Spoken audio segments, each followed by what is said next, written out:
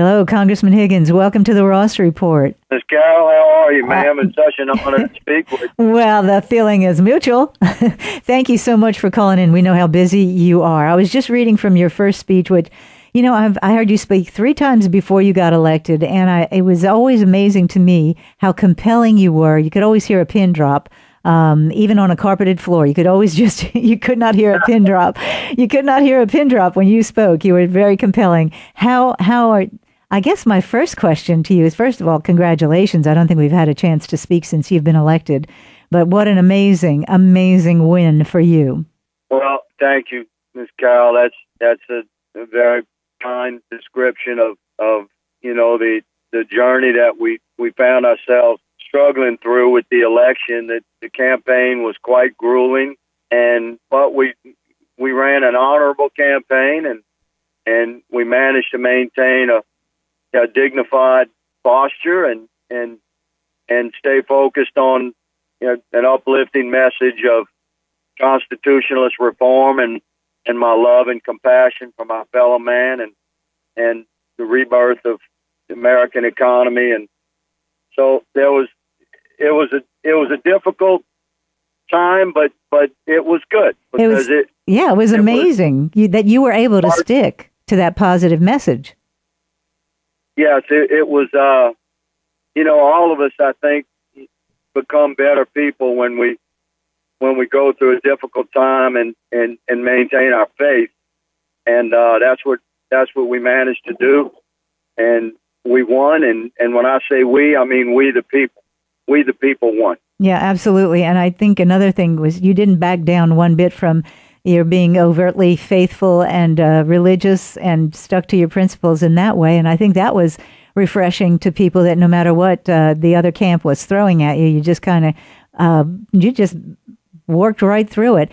Tell me something, as a person who does have a deep religious sense about you, how are you faring in Washington, D.C., in the swamp, as President Trump would say? Well, you know, I own many pairs of boots, and I have needed them. And I must say that the environment in D.C. has been surprisingly uplifting for me in many ways that I did not anticipate. And isn't that how our Lord cares for His children? I've been greeted with a great deal of camaraderie and esprit de corps and a tremendous amount of assistance and support and sincere, helpful, caring sort of tutelage from Americans that arrived there before me. Mm-hmm. And I was surprised by that, quite frankly. But I didn't anticipate that level of kindness. There's a sort of collegial atmosphere among the members, apparently. Yes, but there was like a fire lit by Trump winning. Yeah. There was you understand, these guys have been battling for so long, man. Mm-hmm.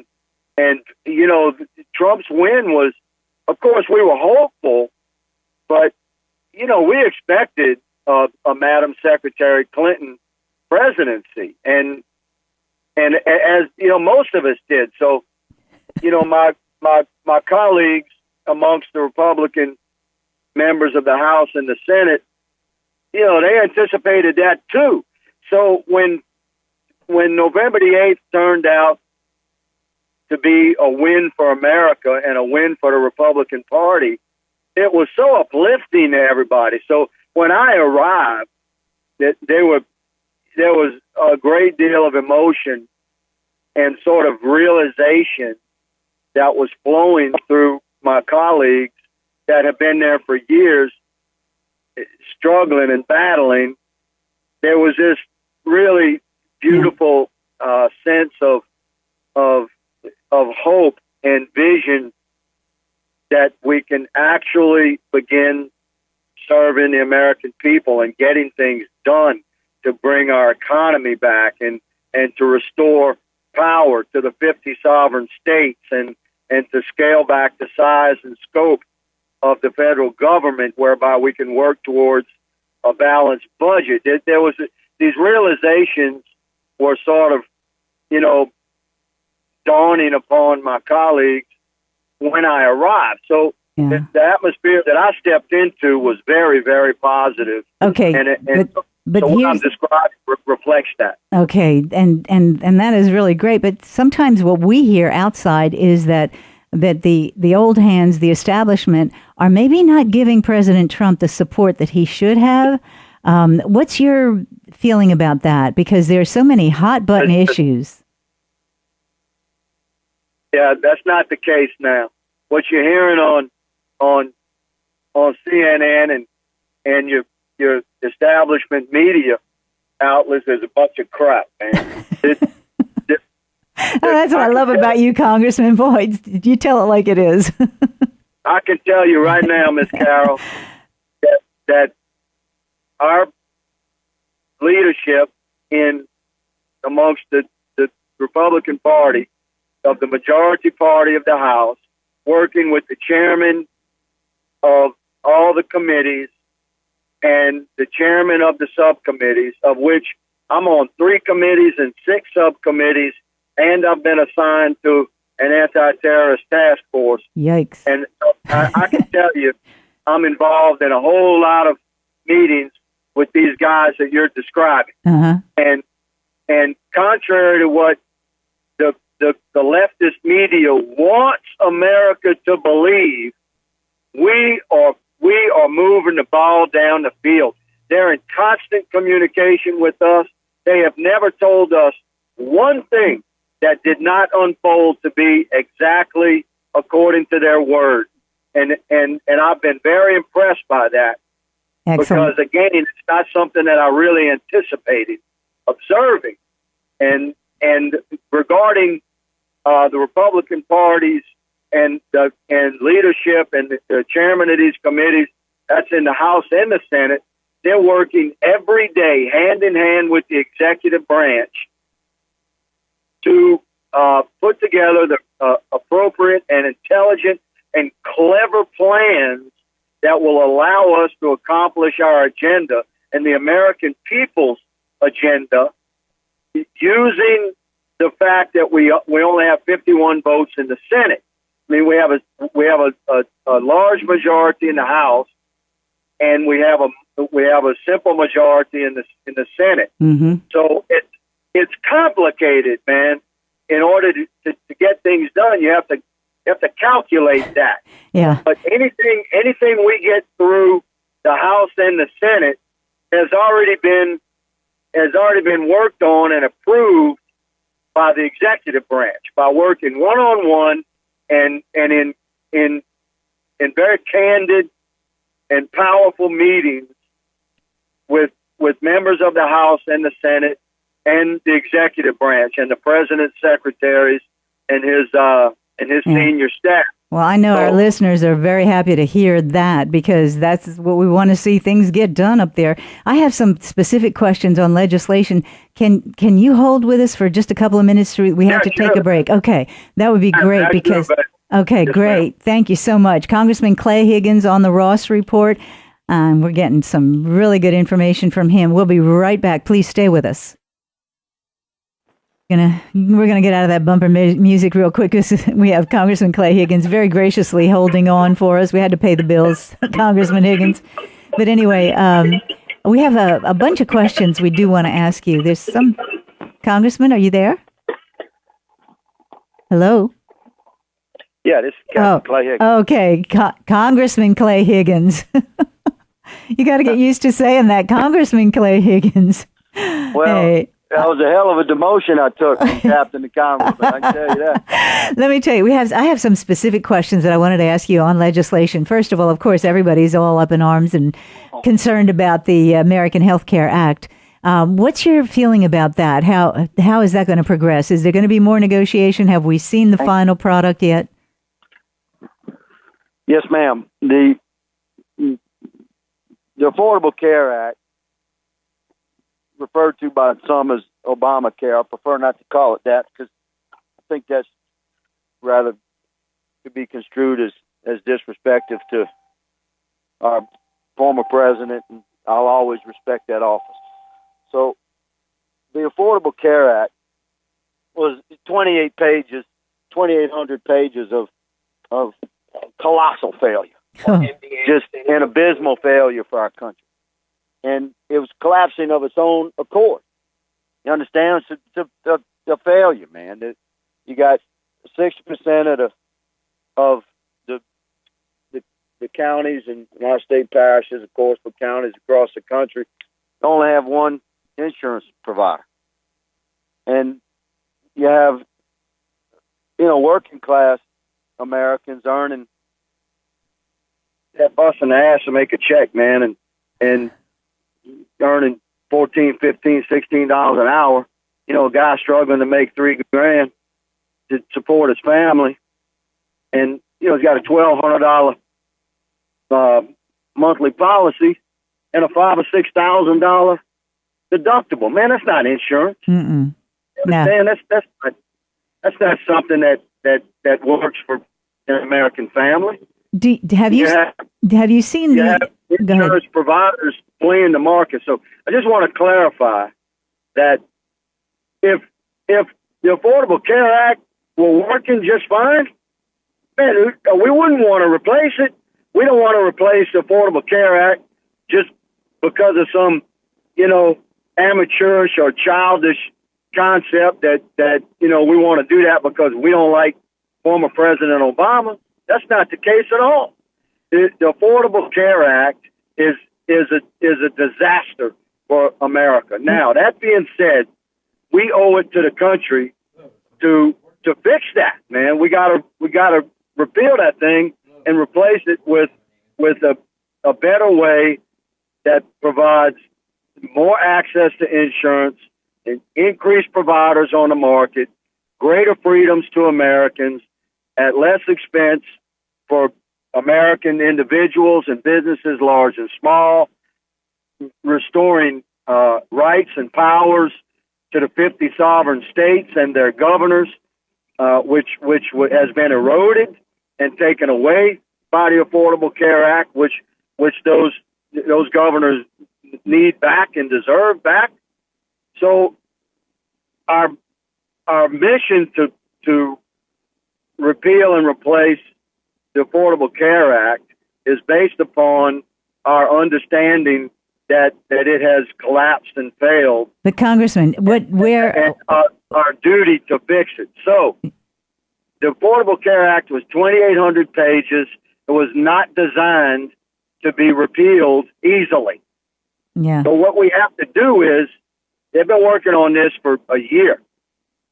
We have to use a process called reconciliation, which essentially, to keep it simple, that is anything that has to do with the budget can be moved forward legislatively through a procedure called reconciliation, which only calls for 51 votes in the Senate in order for us to get it through the House, which we can do, and then get it through the Senate. There's certain aspects of the Affordable Care Act that can be undone through reconciliation. That's essentially what we're referring to as phase one. That'll undo about, say, 1/3 of the Affordable Care Act. And then the very conservatives. What I'm trying to find out is, where do you come down on? Are you feeling that Congressman Ryan's plan is with the support? Well, it is a first step. I know that, but the conservatives in the House and some of the conservative organizations like Heritage Foundation and Club for Growth and Freedom Works, and those are saying that this is just Obamacare light, which I know you don't like to use that term, but Affordable Care Act light, and won't really do the basic reforms that need to get done. So where do you come down on that? Which side do you come down? They're wrong. You got individualists in the Senate that want to scream for headlines And if they were right, they'd be sitting in the White House, not in the Senate, because some of those guys run for president every 4 years. Yeah, but they're not president, are they? No. People elected Donald Trump for president of the United States and gave the Republican Party the majority in the House, the Senate, and gubernatorial offices from sea to shining sea.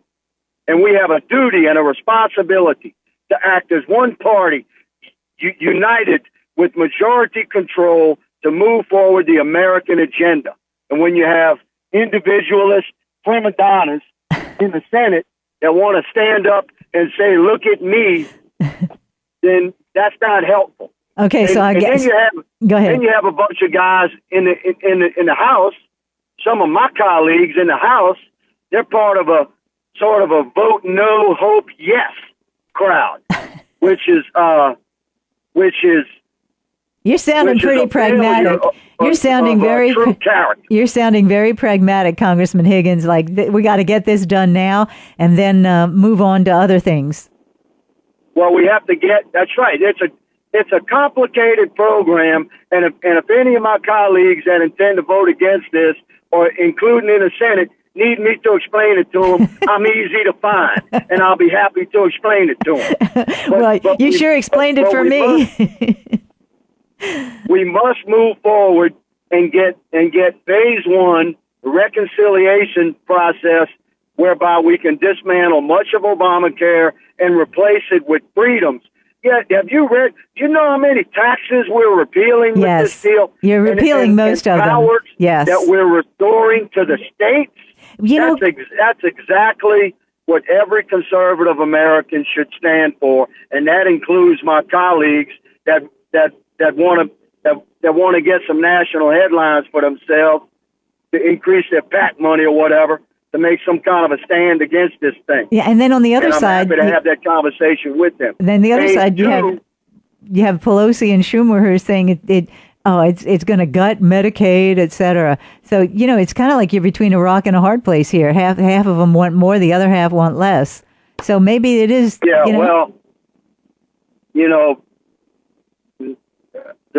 the gentlewoman Pelosi and Mr. Schumer certainly have dialogues outside of the parameters of reality, and they can bitch and moan all they want to. It's not going to stop the fact that the American citizenry elected Donald Trump and gave the Republican the majority in both houses, and again, by far the majority of gubernatorial seats across the country. And we intend to serve the American people that put us in place, because that's how this thing is supposed to work. So what do you see as the timetable now from here moving forward? Do you think we can get that American Health Care Act passed pretty quickly so you can move on to the budget issues? What we must get done, and what I intend to be a loud voice in support of, is our plan, which is to get the reconciliation phase of repeal and replacement, which is what we're doing now, is done by the Easter break. Then, after that, let me explain to you that working closely in conjunction with the chairman of the committees that are deeply involved in the repeal and replacement plan, working together with the executive branch and leadership, and Secretary Tom Price, who was a former colleague of ours, you understand, out of the House and the Senate. Now Secretary Price is Secretary of Health and Human Services. They have identified, listen to me, Ms. Carroll, they've identified 1,400 what you could call line items amongst the 2,800 pages of the Affordable Care Act, or Obamacare. Those 1,400 items, they all agree, the chairman of these committees, my colleagues from the House and the Senate and the White House executive branch attorneys and secretaries agree that the Secretary of Health and Human Services, that's Secretary Price now, has the legal authority to strike out those 1,400 line items that I'm referring to amongst the 2,800 pages of the Affordable Care Act or Obamacare. Now, that's phase 2.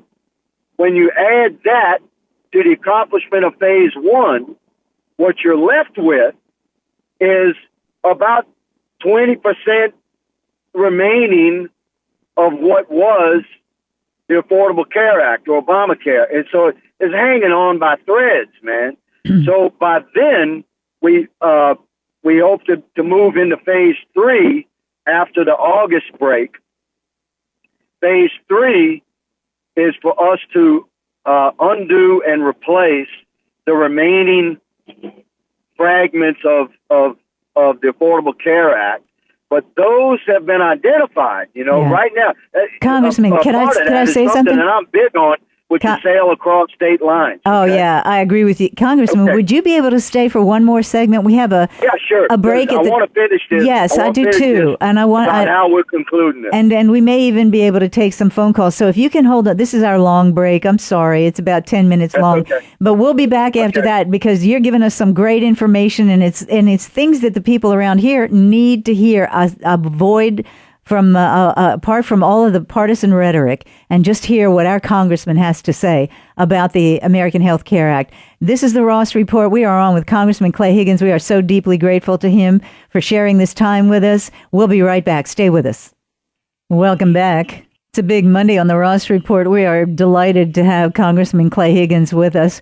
He's going to be calling back in, spent quite a bit of time with us in the first hour, and he's ready to come back and talk some more. He wants to finish up his thoughts about the American Health Care Act, and also we want to talk to him about the budget, some other issues about confrontation, about irrational people who are not able to accept that Donald Trump is president, and we see it all the time, all over the place. It's really just ridiculous. So we want to get to talk to the congressman about that as well. But mostly we've been spending time on the health care issue because that is the big issue right now facing Congress.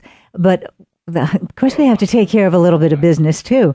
The Ross Report, brought to you by our good friends at Service Chevrolet Cadillac. Just amazing deals right now over at Service Chevrolet Cadillac, 1214 Ambassador Caffrey Parkway. They have got an incredible selection and some really amazing deals going on right now. So you need to get over there and check it out. It's just pretty fantastic. 1214 Ambassador Caffrey Parkway, just off I-10. Service Chevrolet Cadillac, their family, they treat you like family. Just good people all the way around. Check it out. And we're so pleased to have them as our major sponsor on the Ross Report. And Congressman Higgins is back on the line with us. Congressman, thanks so much for calling back in. We appreciate you very much. Now, we had talked about phase 1 and 2, the first phase being reconciliation, second phase being some of the additional parts of the Health Care Act, the health care reform. Yeah, they were executive. Yeah, you know what? I've been reading about some of those executive actions that the president did almost immediately that really were really substantial in terms of gutting some of the provisions, some of the onerous provisions of Obamacare. Sorry, I have to call it Obamacare. It's but anyway, you were talking about now phase 3, some of the good things that are going to be in phase 3 of the Health Care Act. Right. Yes, ma'am. And please let me address that because phase 3 will be, according to, what we anticipate, our schedule will be after the August break, but still this year. Phase 3 is, if you can envision what will be left of the Affordable Care Act, call it 20 or 25% of what existed just a few months ago. And those are the aspects of Obamacare that have been identified already that as can only be done constitutionally and legally by what's referred to as regular order. And of course, which is 60 votes, right? 60 votes in the Senate. That's right. Yeah. That's because it has to go through standard legislative procedure through the House and the Senate. And that means that it's subject to filibuster in the Senate, which you know, my friends across the aisle at this time, they're completely obstructionist, and you know, they got this whole resist thing going on. So yeah. So what we're hopeful of, Miss Carol, if you can envision a country a few months from now, where phase 1 is complete, phase 2 is complete, the market has begun to respond. People are finding that they have greater access to insurance, that policies are expenses decreasing, that the availability of care is increasing, that the number of physicians that accept the insurance that they have is increasing, and the sky has not fallen, which is what you know what the left is predicting. Exactly. So put yourself in that frame of mind, and put yourself in as a Democrat in the Senate at that time, and you know at that time we can approach and say, "Come on, man, the battle is over. The thing was collapsing of its own accord. You guys had good intentions. We know that. We love you. We respect you.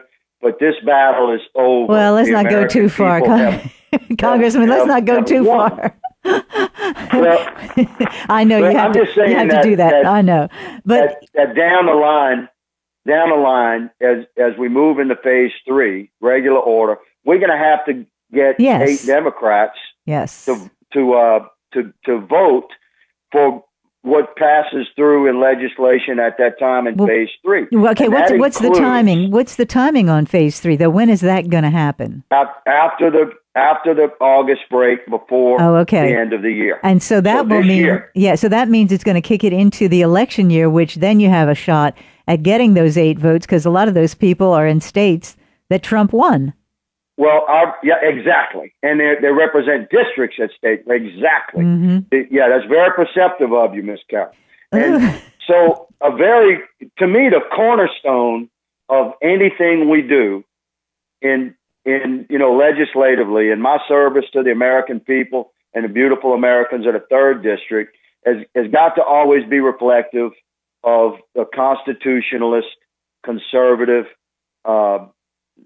understanding of what our country is supposed